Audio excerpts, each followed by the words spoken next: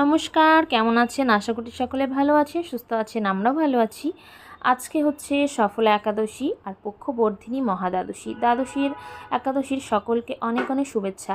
তো চলুন একাদশীতে ভগবানের ভোগ দর্শনে দুর্ভোগ কাটি। তো চলুন আমরা একাদশীর মহাপ্রসাদ দর্শন করি। এখানে আছে বাদাম সিদ্ধ, আর এখানে আছে কিবি ফ্রুট, শসা, এখানে আছে মিষ্টান্ন, এটা হচ্ছে সাবুর, আর এখানে আছে আলুর সবজি, আর এখানে